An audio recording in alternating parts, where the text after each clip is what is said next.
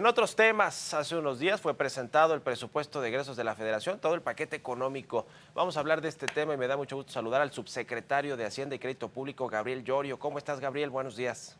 Muy buenos días, Mario. Muy bien, muchas gracias por invitarme. Qué gusto saludarte. Pues todo histórico, presupuesto histórico de más de 9 billones, también un déficit fiscal histórico. ¿Qué nos dices de este paquete económico? Porque ha generado pues comentarios no solo de analistas económicos, de bancos, de inversión, casas de bolsa, sino de las calificadoras de riesgo crediticio. Sí, no, bueno, obviamente es el último programa económico que va a realizar esta administración. El próximo programa económico ya prácticamente lo va a elaborar el equipo de transición de la siguiente administración y lo presentarán ellos. Sí. Pero este programa económico es muy importante en términos no solo que es el último, sino que también asegurar los recursos para finalizar las obras de infraestructura que fueron los compromisos del presidente. Esto es importante para que no sean heredadas a la siguiente administración y esto no les genere una presión financiera por la construcción de infraestructura, ¿no? Cada obra de infraestructura obviamente tiene después una consecución de gastos de administración, pero no heredar la parte de infraestructura. Esto es lo que se quiere acabar en esta administración. En 2023 vamos a tener un déficit más pequeño de lo que habíamos pensado y lo que habíamos propuesto al Congreso, porque parte de estas obras, como son de gran escala, tienen una inercia de gasto que no necesariamente se completa en el año fiscal. Entonces tenemos que asegurar estos recursos, eso se está incluyendo en el presupuesto 2024. Obviamente también se está incluyendo todos los apoyos sociales, se está asegurando las fuentes de financiamiento y es un presupuesto, un programa económico que tiene ciertas líneas defensivas. En caso, hay que ir previendo si sucede algo de volatilidad en 2024 y eso implica subir un poco el déficit para dar cabida a este gasto extraordinario. Es un déficit de una sola vez. México va a seguir siendo y sigue siendo uno de los países con menor nivel de endeudamiento en la región. Las calificadoras siempre establecimos con ellos y discutimos con ellos que la política de endeudamiento era mantener la deuda como porcentaje del PIB abajo de 50, y este programa económico nos va a llevar a tener la deuda como porcentaje del Producto Interno Bruto en 48.8, y ha venido disminuyendo desde 2020, que alcanzó casi 52, entonces de manera sostenida la deuda se mantiene en una senda sostenida. Somos muy conservadores en las variables económicas. Pensamos que el crecimiento va a estar entre 2.5 y 3.5 y el resto de las variables están en línea con lo que espera el mercado. De los 9 billones de pesos que están planteados en el proyecto de presupuesto, más o menos 2 billones van a financiarse, es decir, van a buscarse que se contrate la deuda para llevarla a estos niveles de 48, 49% del PIB, más o menos lo que nos dices, Gabriel Llorio. Esta deuda que se saldrá a contratar en los mercados, me imagino, globales, externos y locales, pues será con una tasa de interés todavía alta el próximo año, ¿no?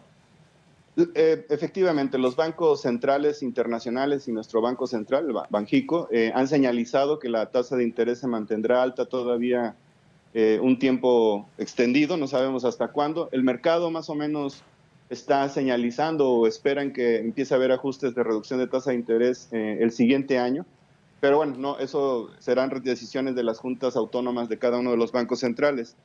Lo que sí vamos a hacer es, obviamente, no presionar los mercados, vamos a ser muy estratégicos y muy responsables de ir viendo en qué mercados podemos levantar este financiamiento. Durante estos 5 años hemos expandido la base inversionista, abrimos acceso al mercado Formosa.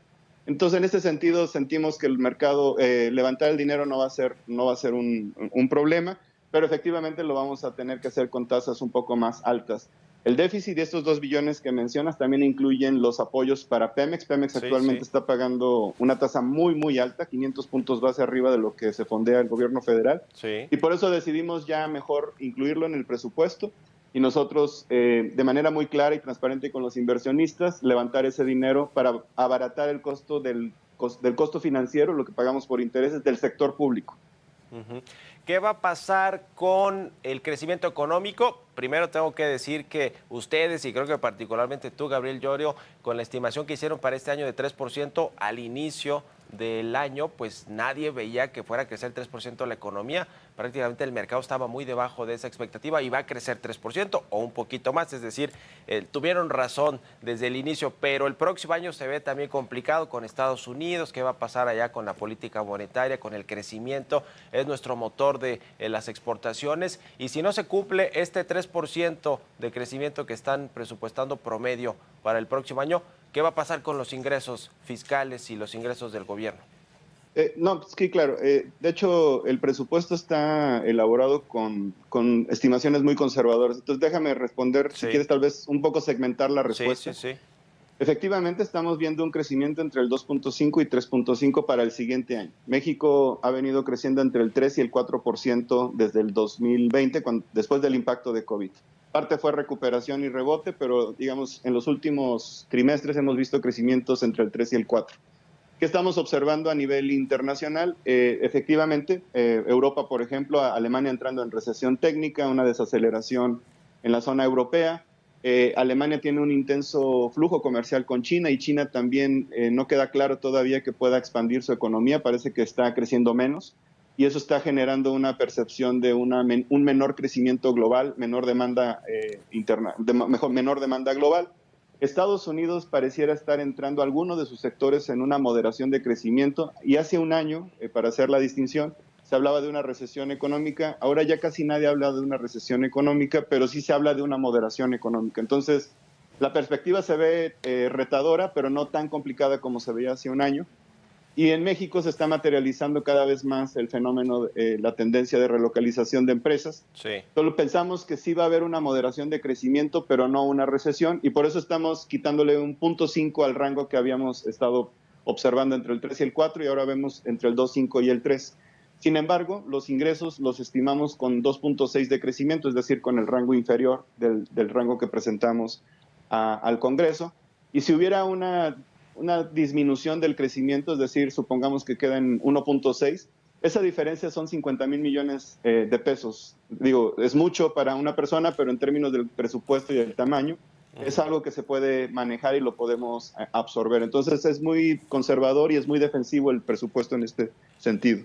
Regresando al tema del déficit fiscal de 5% del PIB, que está, pues, según los indicadores, las mediciones históricas, alto, va a estar más alto desde 1988, 1990, más o menos por ahí. Esto, para después bajarlo, ¿cómo va a ser posible o cómo se explica? Ya no va a haber la necesidad de meterle dinero a los proyectos de infraestructura que van a terminarse el próximo año, pero la lectura de muchos analistas, Gabriel Llorio, subsecretario de Hacienda, es que pues le están dejando el paquete al próximo gobierno para que después se haga bolas a ver cómo bajan ese déficit fiscal. No, de ninguna manera. Esa percepción es errónea. Este es un gasto de una sola vez, es un gasto que se puede considerar extraordinario, tiene que ver puramente con las obras de infraestructura. Sí. Y además también estamos incluyendo el gasto de Pemex. Pemex antes iba al mercado y se financiaba, ahora no lo va a hacer. Sí. Y eso es un tema, digamos, de mitigación de riesgos ante un eventual evento de volatilidad en 2024 y que Pemex no pueda financiarse o refinanciar su deuda. Entonces la estamos incluyendo y eso está incluido, la estamos incluyendo en el déficit. Ahora, esto al ser un gasto extraordinario, y si pensamos puramente en los proyectos del presidente, los proyectos de infraestructura, de gran infraestructura, más o menos eso suman un punto del PIB. Al acabarlos en 2024, prácticamente ese gasto extraordinario se disminuye y vamos a estar en la misma senda de sostenibilidad que teníamos antes. Nosotros vamos a ser muy responsables para entregarle a la siguiente administración finanzas sin presiones financieras, hemos refinanciado la deuda, para que puedan, obviamente, tomar las decisiones durante su primer año de gobierno en 2025 sin ningún tipo de urgencia para hacer reformas fiscales. Ellos ya tomarán o ellas ya tomarán las decisiones que tengan que tomar en términos de qué quieren mejorar o cambiar. Pero no vamos a heredar, este no es un déficit estructural permanente, es un gasto extraordinario de una sola vez, gasto de infraestructura que se reduce inmediatamente una vez que se acaban las obras en 2024. Solo pondría rápidamente en contexto que entre el 2023 y 2024 estamos concentrando la mayor parte de los recursos para acabar estas obras. Sí. Y en 2023 vamos a acabar con un déficit menor, de hecho, porque la inercia de gasto de las obras generó un subejercicio significativo y ese es el que se está ahora incluyendo en el siguiente año, que será el 2024. Digamos que sin el gasto extraordinario de estas obras, que van a concluirse el próximo año. En el 2025 estaríamos pensando que el déficit fiscal regresaría a niveles de, ¿qué? ¿De 2, 3%?